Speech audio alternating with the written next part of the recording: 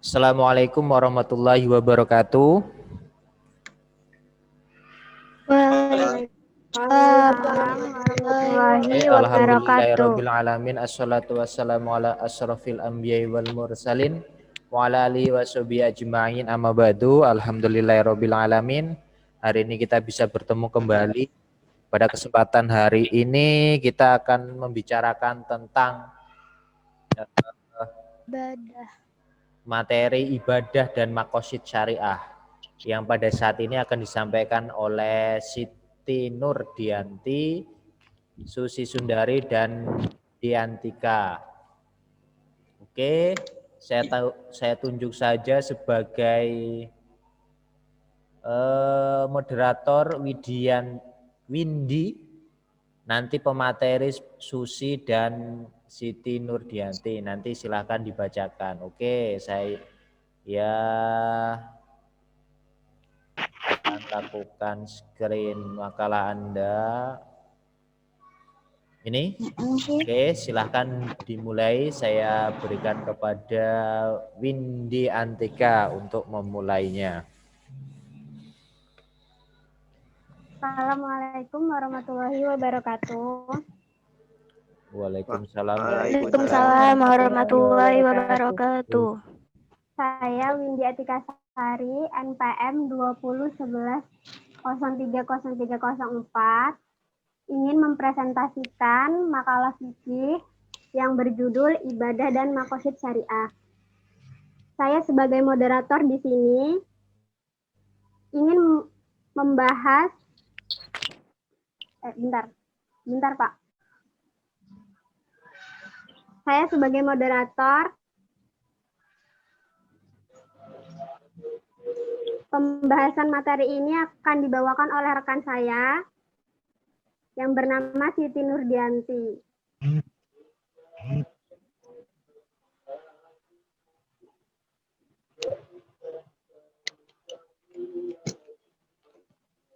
Ya, terus.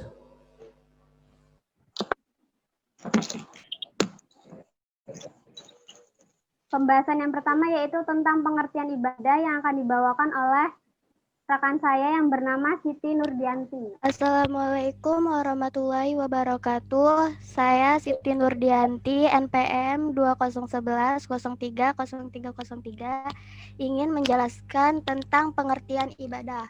Ibadah secara etimologi berasal dari kata bahasa Arab yaitu abida ya'budu abedan ibadatan, yang berarti taat, tunduk, patuh, dan merendahkan diri. Kesemua pengertian itu mempunyai makna yang berdekatan. Seorang yang tunduk, patuh, dan merendahkan diri di hadapannya yang disebut abid, yaitu yang yang beribadah. Kemudian pengertian ibadah secara terminologi atau secara istilah adalah sebagai berikut. Menurut ulama tauhid, ibadah yaitu mengesahkan dan mengagungkan Allah sepenuhnya serta menghinakan diri dan menundukkan jiwa kepadanya. Selanjutnya mereka mengatakan bahwa ibadah itu sama dengan tauhid. Menurut para ahli bidang akhlak mendefinisikan ibadah sebagai berikut: mengerjakan segala bentuk ketaatan badaniyah dan melaksanakan segala bentuk syariat hukum, akhlak, dan segala tugas hidup kewajiban-kewajiban yang diwajibkan atas pribadi, baik yang berhubungan dengan diri sendiri, keluarga, maupun masyarakat, termasuk dalam pengertian ibadah. Dan menurut ahli fikih, ibadah adalah segala bentuk ketaatan yang dikerjakan untuk mencapai keridhaan Allah dan mengharapkan pahalanya di akhirat. Jadi dari pengertian ibadah adalah semua yang mencakup segala perbuatan yang disukai dan diridhoi oleh Allah Subhanahu wa taala, baik berupa perkataan maupun perbuatan, baik terang-terangan maupun tersembunyi, dalam rangka mengagungkan Allah Subhanahu wa taala dan mengharapkan pahalanya. Pengertian ibadah termasuk segala bentuk hukum, termasuk dalam bentuk hukum yang menyangkut dengan muamalah pada umumnya maupun yang tidak dapat dipahami maknanya. Gairu makulat al makna seperti sholat, baik yang berhubungan dengan anggota badan seperti ruku, sujud, maupun yang berhubungan dengan lidah seperti zikir, dan hati seperti niat. Baik Pak, selesai. Lanjut pengertiannya dibacaan Susi.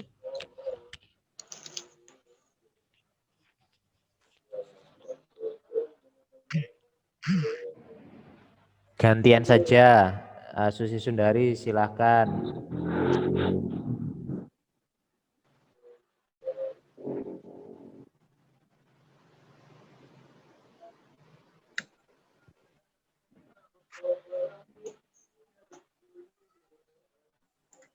Langsung ya Pak.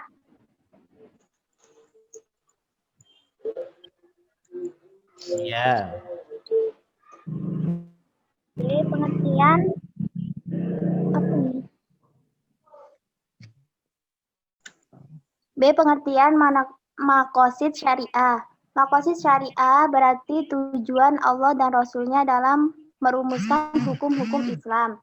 Tujuan itu dapat ditelusuri dalam ayat-ayat Al-Quran dan Sunnah Rasulullah sebagai alat logis bagi rumusan suatu hukum yang bertoleransi kepada kemaslahatan umat manusia.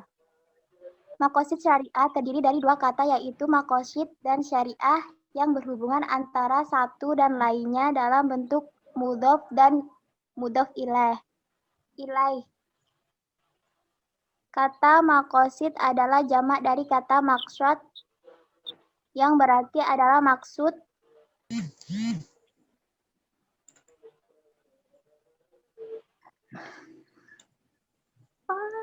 Kamu ada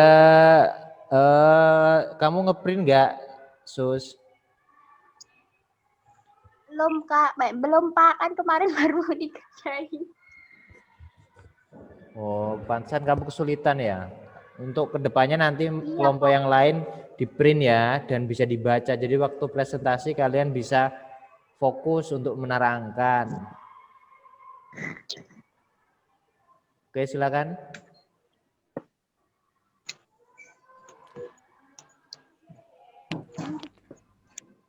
Kata makosid adalah jamak dari kata maksud yang berarti adalah maksud dan tujuan. Kata syariah yang sejatinya berarti hukum Allah maupun ditetapkan Nabi sebagai penjelasan atas hukum yang ditetapkan Allah atau dihasilkan oleh mujtahid berdasarkan apa yang ditetapkan Allah atau dijelaskan oleh Nabi. Karena yang dihubungkan kepada kata syariat itu adalah kata maksud.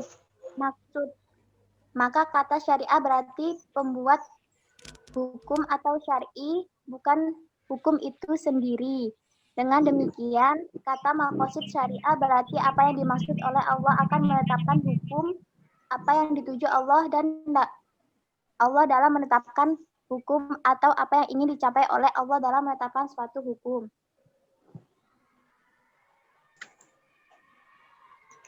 Dalam kajian ilmu usul fikih ditemukan pula kata al-hikmah bukan hikmah yang sudah menjadi bahasa Indonesia, yang diartikan tujuan yang dimaksud Allah dalam penetapan suatu hukum. Dengan demikian, makosid syariah itu mengandung arti yang sama dengan kata hikmah.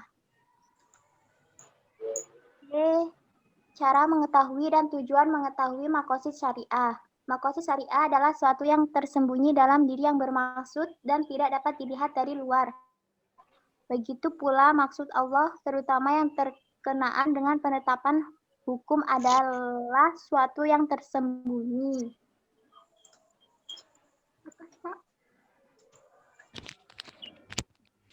Cara melanjutkan cara mengetahui dan tujuan mengetahui maqasid syariah. Maqasid syariah adalah suatu yang tersembunyi dalam diri yang dimaksud dan tidak dapat dilihat dari luar. Begitu pula maksud Allah, terutama yang berkenaan dengan penetapan hukum adalah suatu yang tersembunyi. Oleh karena itu, hanya Allah yang mengetahui maksudnya. Yang dilakukan oleh manusia hanyalah mengira berdasarkan petunjuk yang ada, yang hasilnya tentu tidak meyakinkan atau jatni. Cara mengetahui maqasid syariah diantaranya adalah satu, penjelasan diberikan oleh Nabi, baik secara langsung atau tidak langsung. Untuk itu, seluruh hadis Nabi berkenaan dengan penjelasan ayat Al-Quran untuk ditelusuri untuk menemukan keluar ada penjelasan Allah dalam ayat ini. 2. Melalui asbabun nuzul. Asbabun nuzul itu ditemukan dalam uraian musafir yang menunjuk kepada kajian yang berlaku pada waktu turun ke ayat. 3. Melalui penjelasan ulama mujtahid atas penelitian atau pemahamannya terhadap firman Allah yang berkaitan dengan hukum. 4. Melalui kaidah kebahasaan dan yang menjelaskan tanda-tanda atau indikasi yang menjelaskan sebab dan akibat seperti yang dipahami dari tanda untuk taklil. Tujuan awalnya adalah menentukan sifat-sifat sahih yang terdapat dalam hukum yang ditetapkan dalam nasyara atau nasyara untuk disaring menjadi ilat hukum melalui petunjuk masaikulillah, sedangkan tujuan akhir dari tujuan awalnya adalah tahlil al-ahkam yang artinya mencari dan mengetahui ilat hukum.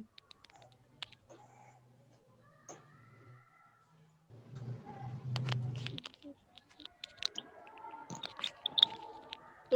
Dasar-dasar ibadah dan fungsi ibadah. Ibadah harus dibangun atas 3 dasar. Pertama, cinta kepada Allah Subhanahu wa Ta'ala dan Rasul-Nya dengan mendahulukan kehendak, perintah, dan menjauhi larangannya.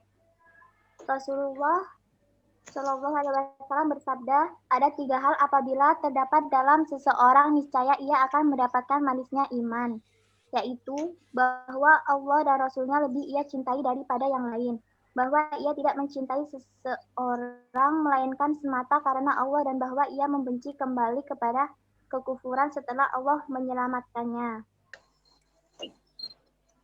Bagaimana ia membenci untuk dilemparkan ke dalam neraka? Hadis riwayat Bukhari dan Muslim dari Anas bin Malik. Ada 3 aspek fungsi ibadah dalam Islam. 1. Mewujudkan hubungan antara hamba dengan Tuhannya. 2. Mendidik mental dan menjadikan manusia ingatkan kewajibannya. 3. Melatih diri untuk berdisiplin. Ibadah di dalam syariat Islam merupakan tujuan akhirnya dicintai dan diridhoinya.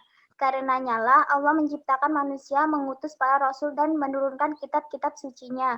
Orang yang melaksanakannya dipuji dan yang enggan melaksanakan dicela.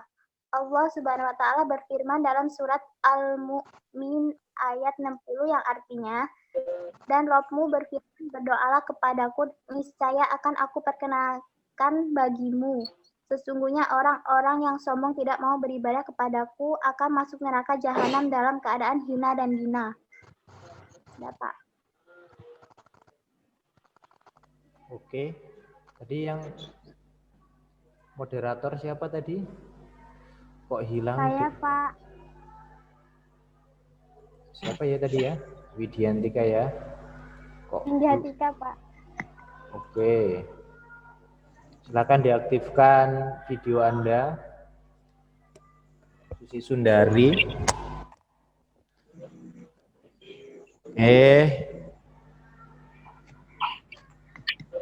Oke, silahkan. Kalau teman-teman ada yang ingin bertanya, langsung ditujukan kepada kelompoknya. Saya, Pak. Sebentar. Siap. Sebutkan nama, NPM, kemudian apa pertanyaannya, silakan. Assalamualaikum warahmatullahi wabarakatuh. Waalaikumsalam warahmatullahi wabarakatuh. Izin memperkenalkan diri, nama saya Rama Hadila Putra, NPM 20 11 03 0292. Izin bertanya, jelaskan kedudukan maqasid syariah dalam penetapan suatu hukum dan sebutkan fungsinya. Terima kasih. Assalamualaikum warahmatullahi wabarakatuh. Waalaikumsalam warahmatullahi wabarakatuh. Waalaikumsalam warahmatullahi wabarakatuh. Waalaikumsalam. Rama ya yang bertanya. Ada lagi? Saya, Pak. Saya, Pak. Iya, Pak. Saya, Pak. Rama kemana tadi? Masih ada? Saya, Pak. Rama, aktifkan video Anda.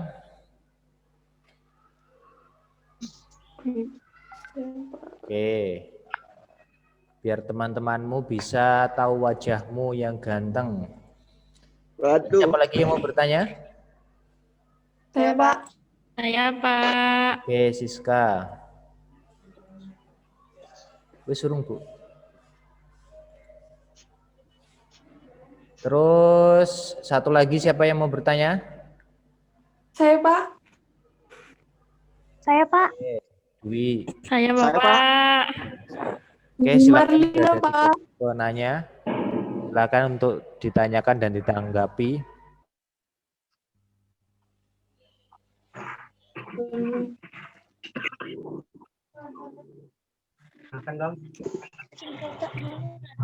Assalamualaikum warahmatullahi wabarakatuh. Izin memperkenalkan diri. Nama saya Dwi Marlina, NPM 2011-03-03-05. Izin bertanya, bagaimana cara mendidik mental dan menjadikan manusia selalu ingat akan kewajibannya? Sekian dan terima kasih. Wassalamualaikum warahmatullahi wabarakatuh. Waalaikumsalam warahmatullahi wabarakatuh. Assalamualaikum warahmatullahi wabarakatuh.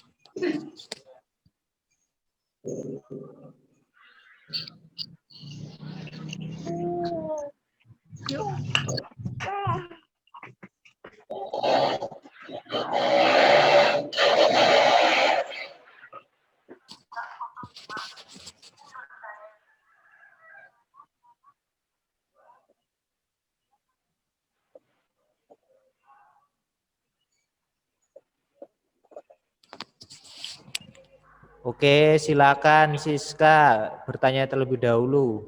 Setelah itu Dwi. Saya, Pak.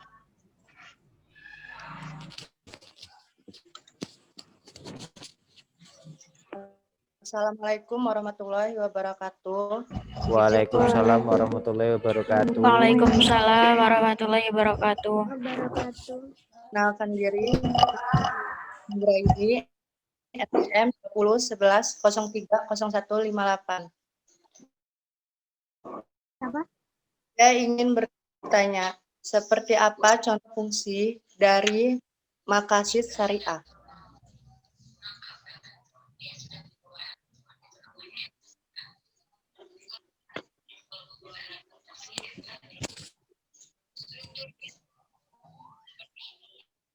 Oke, silahkan selanjutnya Dwi Marlina. Ini Pak mau bertanya Pak. Bu Marlina sudah bertanya Pak.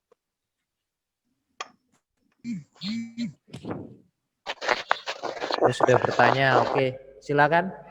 Satu-satu ya, Siti Nurdianti menjawab pertanyaan Rama, Windy menjawab pertanyaan Siska, dan Susi Sundari menjawab pertanyaan dari Marlina. Silakan. Silakan dipikirkan. Untuk sementara saya akan bahas tentang makalahnya dulu. Saya akan screen sambil teman Anda mencari jawabannya. Oke ya, untuk makalah mulai dari atas kita coba perhatikan. Aku mau nyanyi nih, bagus banget. Oke. Gila. Pertama nama saya salah. Nanti diperhatikan mana yang sesuai. Ya, oke. Kata pengantar sudah bagus, sudah urut bagus. Tata letak juga udah bagus. Oke. Oke, tata letak juga bagus. Ini seharusnya mirip ini. Kata pertama ini harusnya lurus dengan yang ini. Kemudian yang kata yang kedua ini lurus dengan huruf A. Ya. Nanti diperhatikan itu. Oke, setelah itu adalah Bu. Ingat, ketika sudah di sini A diseling, kemudian di sini 1. Ya. Jangan A kemudian A kecil. Sini A kemudian 1 baru A kecil. Setelah itu kalau ada nomor di sini A kecil. La kecil baru misalkan angka 1 yang ada di dalam kurung. 1 kemudian tutup kurung seperti itu urutannya. Iya, Pak. Ini ya, gini loh. Baik, Pak. Tata letaknya ini kan di sini ada ibadah, dasar-dasar ibadah. Seharusnya begini. Ini pengertian ibadah, kemudian di sini ditulis pembahasan A. Pengertian ibadah. A pengertian ibadah, kemudian di sini ditulis di bawahnya A kecil. Oh salah, ini seharusnya dihapus. Kalian seharusnya ngirimnya ini ya, Word ya, jangan PDF. Kalau PDF gini nggak bisa diedit. Di sini misalkan judul besarnya aja. Di sini kan di atas tadi kan ibadah dan makosid syariah. Maka A ibadah. A yang pertama di sini ibadah, pengertiannya dihilangkan. Baru yang di bawahnya 1 pengertian ibadah. Yang kedua baru dasar-dasar ibadah. Jadi jadi 1 berurutan. Kedua, kemudian selanjutnya B, makosid syariah. Kemudian 1 pengertian makosid syariah di sini. Kemudian 2 cara mengetahui tujuan dan maksud makosid syariah, begitu susunannya. Jadi tidak tumpang tindih. Tapi kalau secara secara bentuk udah bagus, udah rapi, cuma secara susunan salah. Kemudian secara materi, ini ibadah terlalu sederhana, hanya pengertian, kemudian tata cara. Seharusnya ditambahkan pembagian ibadah. Ada berapa jenis ibadah itu? Itu ya dari makalah. Oke. Makalah ini bisa direvisi ya. Makalah bisa direvisi, nanti setelah direvisi bisa di-share kembali di grup. Kelompok 1 juga begitu kemarin, bisa direvisi dan dimasukkan di grup. Sementara semuanya sudah saya berikan nilai, makalahnya awal ini sudah saya berikan nilai. Tapi nilainya masih rendah. Misal, ini makalah saya berikan nilai 30 ya. Nah, nanti selanjutnya kan Anda membuat video. Maka misalkan video Anda nilainya 30 juga, berarti Anda baru mendapat nilai 60 dari tugas. Begitu caranya. Nanti di Siakat itu ada 3 nilai, tugas, UTS, dan UAS. Jadi nilai tugas Anda baru 60 misalkan. Maka buat video yang sebagus mungkin, kalau memang makalah Anda kurang bagus, jadi bisa menambah nilai Anda. Oke, footnote. Oh ya, footnote nggak ada. Berikan footnote ya. Cara membuat footnote, tekan CTRL, ALT, kemudian F. Nanti dia muncul di bawahnya di sini. Bisa searching lah cara membuat footnote. Dikasih footnote mana yang. Oke, silakan dijawab pertanyaan dari teman-teman kalian. Tadi sudah saya bagi siapa menjawab siapa. Windy Atika ini kemana? Yang membaca makalahnya di HP. Oke, silakan langsung dijawab. Yang jawab pertama dulu, yang saya berikan nilai dulu nih. Saya ada absen kalian. Saya pantau kalian setiap pertemuan. Yang hadir dan nggak hadir tentu berbeda. Yang bertanya dan yang tidak bertanya juga tentunya berbeda. Pertanyaan yang bagus dan yang tidak bagus juga berbeda. Ini satunya pemakalahnya kemana ini malahan? Siapa tadi? Windy ya? Windy, Pak. Hadir, Pak. Jangan kabur-kabur ya, Windy. Sinyalnya ini, Pak, jelek. Oh ya, oke. Silakan, siapa yang mau jawab duluan? Saya, Pak. Saya, Pak. Yo, Susi Sundari. Saya akan menjawab pertanyaan nomor 2. Ya. Bagaimana cara mental dan menjadikan manusia selalu ingat akan kewajibannya? Jawabannya berpikir positif, ingat pada Tuhan Sang Pencipta. Maksudnya, ingat akan kekuasaan Tuhan dan selalu kembali kepadanya ketika memiliki kesulitan atau tantangan hidup yang berat. Dan asal terus kemampuan diri, seringlah berbagi pengalaman dengan teman. Carilah media penguat mental, misalnya dari video motivasi di YouTube seperti ceramah dan lain-lain. Bapak. Ada gugatan. Tadi siapa yang bertanya tadi itu? Ya, Pak. Ya Dwi ya. Ada gugatan ataupun sanggahan dari pertanyaan kamu atau jawabannya kurang puas atau masih ragu-ragu?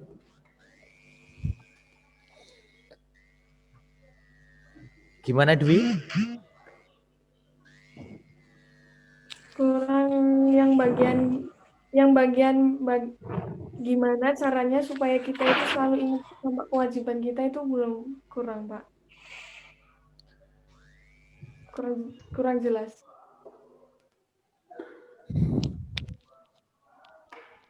Ulang jadi Pak. Bisa diulang Marlina. Harapannya kalian kalau ini pakai headset ya, ada headset ya. Kalau pakai HP, jadi suaranya jelas, temanmu bisa mendengar, terutama yang presentasi gitu. Cari sinyal yang bagus, karena ini penilaian untuk kalian. Oke? Yang bagian Baik, Pak, Pak. yang belum jelas, menjadikan manusia selalu ingat akan kewajibannya itu kurang jelas penjelasan. Jadi sama ya. Berpikir positif, ingat pada Tuhan Sang Pencipta. Maksudnya, ingat akan kekuasaan Tuhan dan selalu kembali padanya ketika memiliki kesulitan atau tantangan hidup yang berat. Dan asal terus kemampuan diri, seringlah berbagi pengalaman dengan teman. Carilah media penguat mental, misalnya dari video motivasi di YouTube seperti ceramah dan lain-lain. Oke, kita lewatkan aja dulu. Selanjutnya, siapa yang mau jawab? Pak. Saya, Pak. Yuk, gantian. Saya Pak akan menjawab pertanyaan dari Rama. Oke. Kedudukan Maqasid Syariah. Kedudukan Maqasid Syariah itu ada 2. Satu sebagai sumber hukum dan target hukum. Maksudnya jadi sumber hukum itu karena Maqasid Syariah itu sebagai intisari dari semua sumber hukum itu. Nah, kalau kedua sebagai target hukum itu karena target hukum maka setiap hasil dari target hukum sendiri harus dipastikan mengenai aspek masalah Maqasid Syariah. Singkatnya, Maqasid Syariah sebagai indikator sebuah produk ijtihad kalau target hukum. Dari Maqasid yang kedua, kedudukannya sebagai target hukum itu menjadi indikator. Terus fungsi Maqasid Syariah itu sendiri yaitu ada 3 fungsinya. 1, bisa memahami nas sumber hukum beserta hukumnya secara komprehensif. Terus yang kedua, bisa menjadikan Maqasid Syariah sebagai salah satu standar hukum untuk mentarjih salah satu pendapat fuqaha. Yang ketiga, bisa memahami ma'alat pertimbangan jangka panjang kegiatan manusia dan mengaitkannya dengan setiap fatwa. Selesai, Pak. Gimana Rama? Ini Pak, di bagian kan ada pertanyaan saya itu jelaskan kedudukan Maqasid Syariah dalam penetapan suatu hukum. Jadi kurang di bagian situnya Pak, kayak kedudukan Maqasid Syariah dalam penetapan suatu hukum itu tolong dijelaskan gitu. Gimana bisa memberikan contoh tentang bagaimana kegunaan Maqasid Syariah dalam menentukan sebuah hukum? Siti atau Nurdianti? Bisa. Misalkan hukum apa, ini diambil dari makosidnya ini, begitu.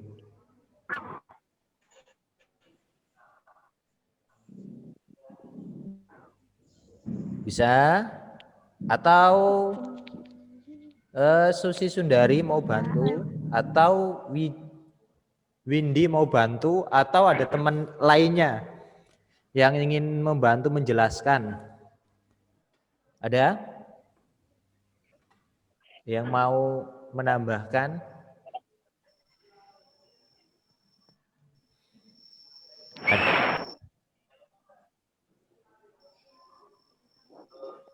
Ada? Enggak ada? Ada? Siti? Kalau enggak ada kita lewatkan dulu. Oke, selanjutnya pertanyaan nomor 2. Saya Pak mau menjawab dari pertanyaan yang ketiga tadi tentang seperti apa contoh fungsi makosid syariah. Fungsi makosid syariah diantaranya itu adalah serta hukumnya secara komprehensif dapat menjadikan makosid syariah sebagai salah satu standar menguatkan salah satu pendapat fuqaha dan memahami pertimbangan jangka panjang kegiatan manusia dan mengaitkannya dengan setiap fatwa. Jelasnya, seorang faqih harus mengetahui tujuan Allah dalam setiap syariat, perintah atau larangannya. Fatwanya sesuai dengan tujuan Allah agar tidak terjadi seperti sesuatu yang menjadi kebutuhan dauriyah manusia tapi dihukumi sunnah atau mubah. Oke deh. Selanjutnya ada yang ingin bertanya tapi pertanyaan yang bagus. Ada? Selain 3 pertanyaan itu? Ada? Kalau nggak ada saya nanya. Sandri mau tanya? Pak izin bertanya, Pak. Yo, Nining, silakan Ning. Pertanyaannya apa? Kalau bagus boleh ditanyakan dan boleh dijawab. Assalamualaikum.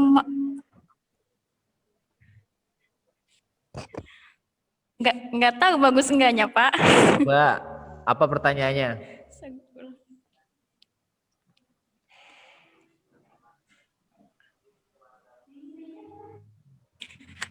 Apa pertanyaannya? Mengenai ibadah.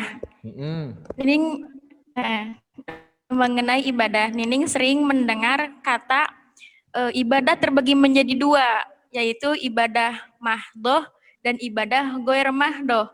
Nah, pertanyaannya apa yang dimaksud ibadah mahdoh dan ibadah goir mahdoh? Berikan contohnya, Pak. Ya oke, itu nggak ada di makalah, seharusnya ada memang. Oke, bagus Ning. Mana Nining? Oke, saya beri nilai.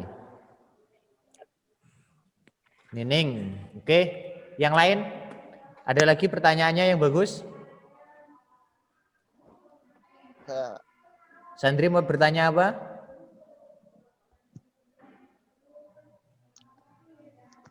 Pak. Yo.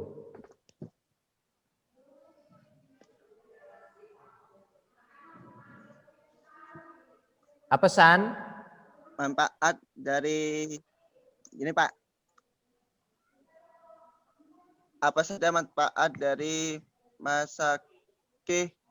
makosid syariah? Lah itu ada di makalah. Saya enggak mau. Tahan dulu Pak. Oke, yang lain. Catur mau bertanya? Saya Pak, Ana Lamani. Ya, coba Ana, apa pertanyaanmu? Berikan contoh dari makosid syariah. Itu nggak bisa dijawab oleh pemakalah tadi, pertanyaannya Rama sama. Mencontohkan pengaplikasiannya nggak bisa. Terus yang lainnya? Jenny mau bertanya? Catur mau bertanya, Catur? Bentar Pak, sinyalnya lagi jelek. Oh ya. Bentar. Cindai, mau bertanya? Cin. Ini Cindai ini pasti Kak. Cindy Ah, katanya Cindai ini kayaknya kabur ini habis masuk Zoom terus kabur ini Cindai ini. Apa, Pak? Oh, ada. Saya dipanggil-panggil nggak dijawab. Jangan Pak, kabur. izin menambahkan jawaban pertanyaan dari Rama, Pak. Boleh nggak? Boleh. ini siapa sih? Apa yang mau ditambahin, Sus? Sus siapa? Nining. Nining itu, Pak. Nining, Pak. Ya, silahkan Ning. Pertanyaan Rama tadi kan kedudukan maqasid dalam penentum. Kedudukannya yaitu berdasarkan artinya tujuan Allah merumuskan hukum yang ditelusuri dalam ayat-ayat Al-Quran dan Sunnah. Sedangkan Al-Quran dan Sunnah pertelas syariah itu arti kecilnya rumusan sumber hukum Islam yang pertama dan kedua. Contohnya dalam pengaplikasiannya dalam tujuan haramnya bil mau ngapain? kullu muskirin khamrun wa kullu khamrun haramun. Setiap yang kullu muskirin khamrun. Iya. Setiap yang memabukkan itu haram. Gitu Pak. Jadi itu yang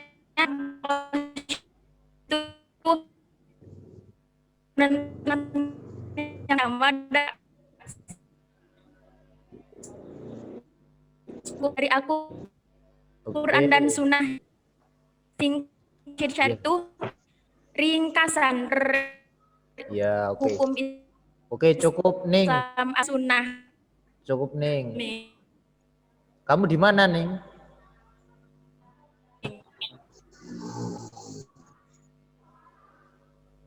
Ning, kamu di mana?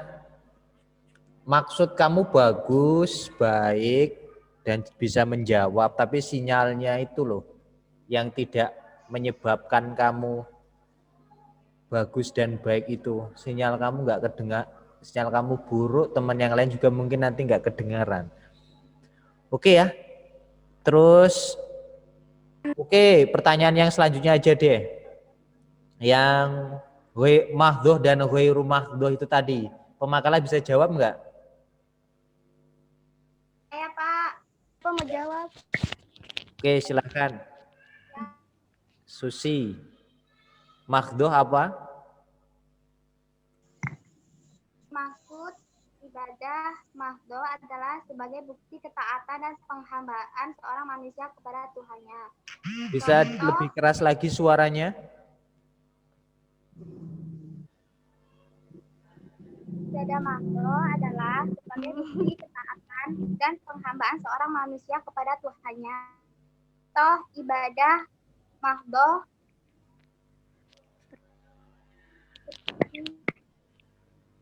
wudu, tayamum, sholat, azan, puasa. Ya. Yang ghairu mahdoh? Ibadah ghairu mahdoh atau amal adalah amalan yang termasuk ibadah atau amalan termasuk dalam ibadah mahdoh antara lain belajar, zikir, dakwah, dan menolong. Ya, oke. Sip. Ya, benar.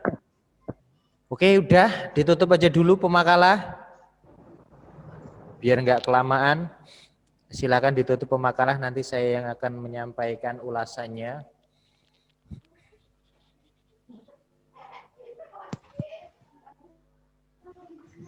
Baik, kami akhiri dari kelompok 2 tentang presentasi hari ini. Jika ada kesalahan kami mohon.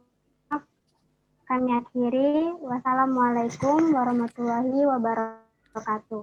Waalaikumsalam warahmatullahi wabarakatuh. Wabarakatuh.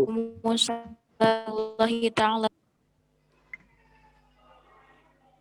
Saya keluarkan dulu semuanya, kemudian akan saya tampilkan remove semua. Saya akan tampilkan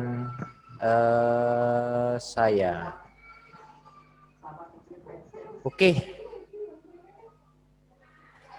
Yang pertama ialah tentang ibadah. Ibadah itu mengandung arti ya melakukan perintah Allah dan menjauhi larangannya. Bisa dikatakan begitu ibadah menurut saya.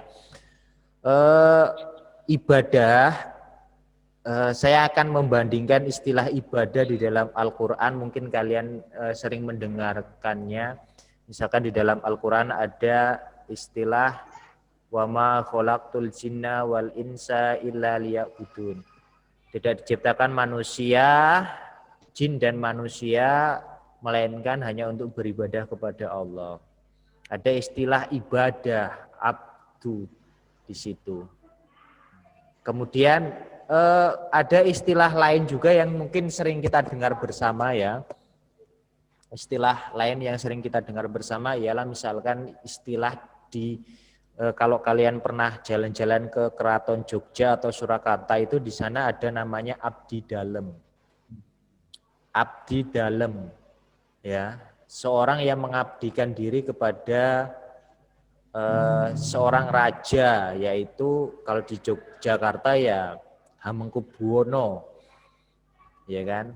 Nah itu abdi dalem ataupun kata abdi di situ sama perumpamaannya dengan abdi di dalam Al-Quran tadi, yaitu Abdullah dan abdi dalam itu sama. Abdullah itu artinya itu hambanya Allah, abdi dalam itu artinya hambanya seorang raja itu tadi, yang biasa ada di rumah raja. Itu sama-sama mengandung pengertian yang sama. Kemudian kita tarik kembali ke abdi dalam. Apa yang terjadi ketika seorang raja memerintahkan kepada seorang abdi dalam ataupun seorang raja melarang kepada abdi dalam? Maka otomatis abdi dalam itu tadi pasti akan melaksanakan perintah dan menjauhi larangannya. Nah, begitu juga hakikatnya kita sebagai Abdullah. Ketika Anda ingin menjadi dijustifikasi menjadi Abdullah, maka Anda harus menjalankan perintah Allah dan menjauhi larangannya. Sederhananya begitu. Kemudian dibagilah ibadah itu menjadi dua, mahdoh dan ghairu mahdoh. Mahdoh itu yang kaitannya langsung kepada Allah, semisal sholat, puasa, zakat, dan nasnya jelas. Ghairu mahdoh, yaitu tidak langsung kepada Allah, tapi itu juga perintah. Kalian berbuat baik kepada sesama, memberikan menolong orang, gitu. Itu kan perintah Allah, tetapi itu sangat bergantung kepada niatnya juga. Kalau niat Anda menolong karena hal yang lain, maka bisa jadi tidak menjadi ibadah. Itu ya. Nah, sampai di situ, tadi kan ada perintah dan larangan. Jadi Abdullah, abdu, dan hamba dan pemilik hamba itu tadi, itu kan terkait dengan perintah dan larangan. Hubungannya perintah dan larangan, ya kan? Seorang raja memiliki abdi dalam, pasti dia akan memberi perintah ataupun memberi larangan. Contoh, perintah tolong ambilkan makanan saya. Contoh, tolong jangan masuk di ruang kerja saya. Itu sederhananya begitu. Nah, kita sebagai Abdullah juga itu ada perintah dan larangan. Di mana perintah dan larangan itu? Ada di Al-Quran dan As-Sunnah. Perintah dan larangan Allah itu ada di Al-Quran dan As-Sunnah. As-Sunnah itu gambaran dari pengimplementasian dari perintah dan larangan Allah.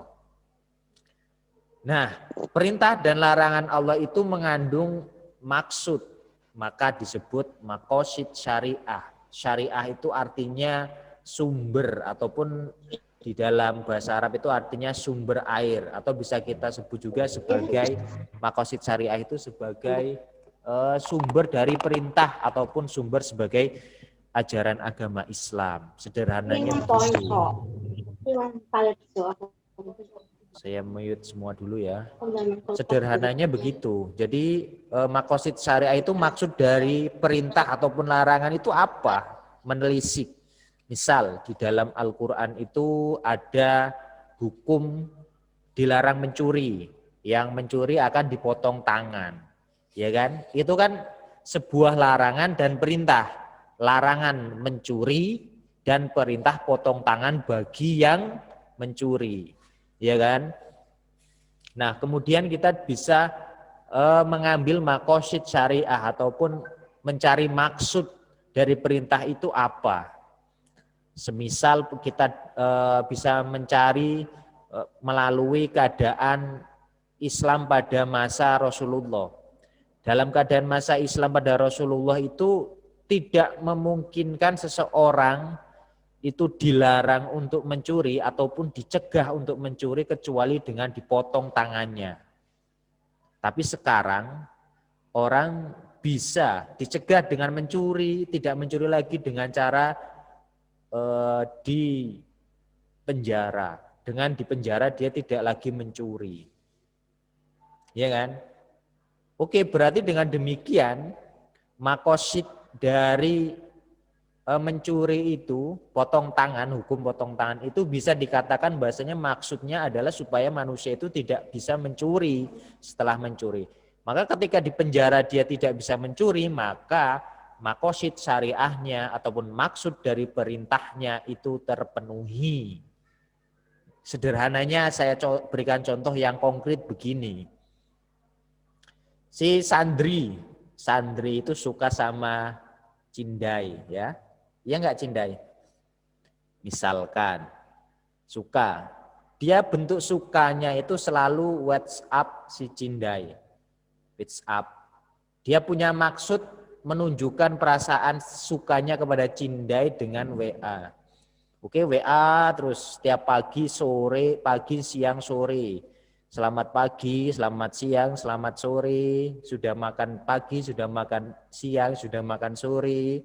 Sudah sholat subuh, sudah sholat zuhur, sudah sholat asar. Intinya memberikan perhatian yang menunjukkan bahwasanya dia suka.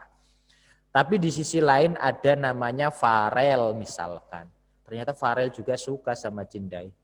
Misalkan. Dia menunjukkannya dengan tidak WA, tapi dia langsung saja ngajak Cindai makan siang. Yuk Cindai yuk makan siang yuk. Di mana? Di mall Simpur misal. Atau mall Kartini misal. Makan apa ya Cindai yang enak? Oh makan steak pemukul atau roti apa gitu ya kan. Oke, dari dua orang tersebut, proses kedua orang tersebut, yang satu itu ngajak makan, yang satu chat terus. Tapi orientasi kedua orang itu adalah menunjukkan rasa suka. Tercapai enggak menunjukkan rasa suka kedua orang tersebut? Tercapai. Dia bisa menunjukkan rasa sukanya walaupun dengan cara yang berbeda. Nah, maqasid tadi berkaitan dengan yang potong tangan bisa tercapai itu. Orang tidak mencuri dengan dua hal. Yang pertama dipotong tangannya, yang kedua bisa dengan dipenjara. Maksudnya sama-sama terpenuhi, tidak mencuri.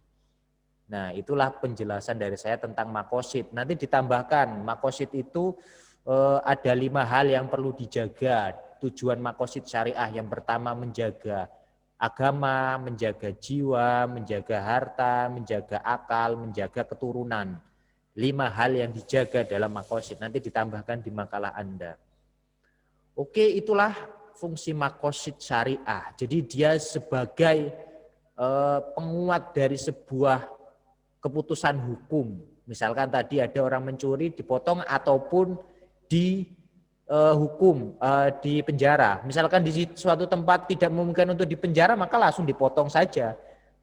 Misalkan di suatu tempat bisa memungkinkan untuk dipenjara saja. Gitu. Itu tergantung keadaan. Agar yang penting tercapainya maksud dari syariah tersebut. Misalkan maksud syariah tersebut adalah tadi saya katakan adalah tidak mencurinya seseorang. Nah itu ya. Mudah-mudahan bisa menjawab Rangga bagaimana kedudukannya, kemudian bisa menjawab tadi yang ditanyakan bagaimana fungsinya terhadap hukum, ya dia sebagai penguat keputusan hukum. Kalau tadi fikih misalkan wajib potong tangan, dia ada penguatan. Oh memang harus dipotong tangan karena di sini tidak menyediakan penjara. Oh nggak harus potong tangan karena di sini ada penjara, jadi dia bisa sama-sama bisa menghindari orang ini untuk mencuri. Nah itu. Jadi usul fikih, ijtihad, kemudian ibadat dan maqasid syariah ini ada hubungannya. Jadi dalam mengambil keputusan ini haram, halal, ini boleh dipotong atau tidak, itu kita bisa menggunakan maqasid syariah untuk memperkuat keputusan kita nanti. Oke. Dari sini ada pertanyaan? Ada? Ada yang ditanyakan? Cindai, ada yang mau tanya? Cin? Cin? Saya ini ragu dengan Cindai ini, kayaknya kabur-kaburan dia deh kuliahnya. Rama, ada yang ingin tanyakan Rama?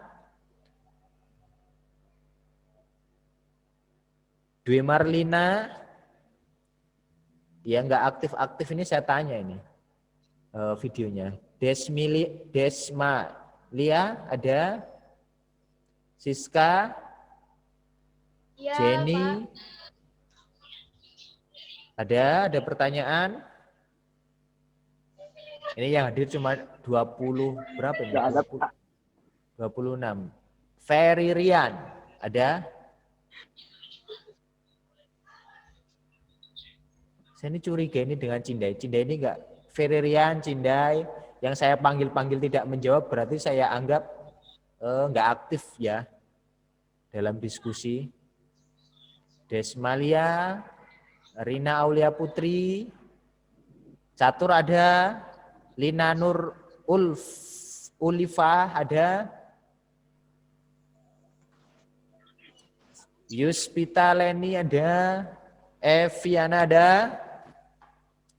Oke, kalau tidak ada pertanyaan saya anggap paham dan mengerti, maka ini daftar hadirnya sampai akhir itu hanya ada 24 mahasiswa.